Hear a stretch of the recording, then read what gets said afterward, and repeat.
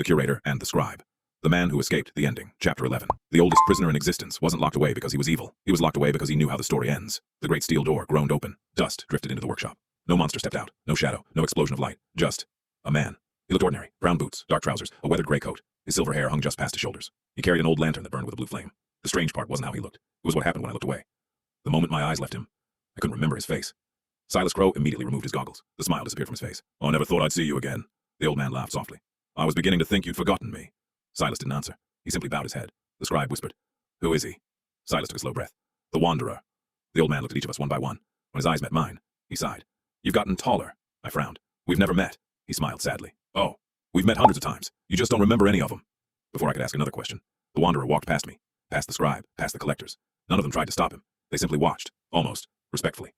He reached the center of the workshop, then placed the lantern on the ground. The blue flame suddenly expanded into a glowing map of the universe. Not stars, timelines. Millions of glowing threads stretched in every direction. Most had already gone dark. Some flickered. Only 4 still burned brightly.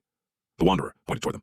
"The Traveler, Lila Morgan, the Rememberer, Elliot Hart, the Judge," he looked at me, "and the Writer." He nodded toward the scribe. "The last 4 threads," Silas quietly corrected him. "No, there are 5. The Wanderer looked at Silas, then smiled. "You still think you're part of the story?" Silas's face went pale. The lantern suddenly flickered. One of the glowing threads snapped. Far away, somewhere in history, an entire timeline vanished. No one had erased it. It simply ended. The collectors stepped backward. "The ending has begun." The Wanderer looked at me. "I have one question." "What?" He reached into his coat. From inside, he pulled out a faded photograph. It showed 4 people standing outside a lighthouse. Lila Morgan, Elliot Hart, Silas Crow, and me. Not as enemies, as family. The date written on the back froze my blood. October 18th, 1994. Nearly 600 years. In my future. "Impossible," I whispered. "I've never met them." The Wanderer looked almost disappointed. "You will. And you'll love them." The words struck harder than any weapon ever could. Love them. I had spent centuries preparing to destroy the Traveler and the Rememberer. How could I ever? The Wanderer folded the photograph and handed it to me. "Keep this. When the time comes, you'll need proof that you weren't always the villain." The workshop shook violently. The blue lantern dimmed. The glowing timeline threads began unraveling one by one. The Wanderer frowned. "We're out of time." "No," I replied. "We have all the time that exists." He looked directly into my eyes. "No. For the first time, we don't." The blue flame suddenly exploded upward. A face appeared within it.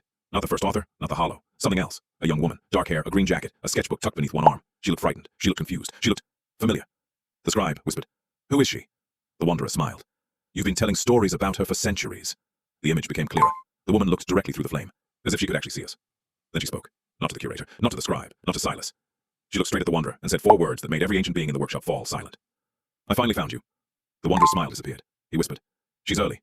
The flame went dark. Silence filled the workshop. The Curator looked down at the photograph in his hands, then back at the empty lantern.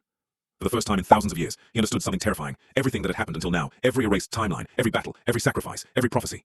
They hadn't been leading to the end. They had been leading to 1994. To one ordinary year, to one extraordinary woman, and somewhere, completely unaware.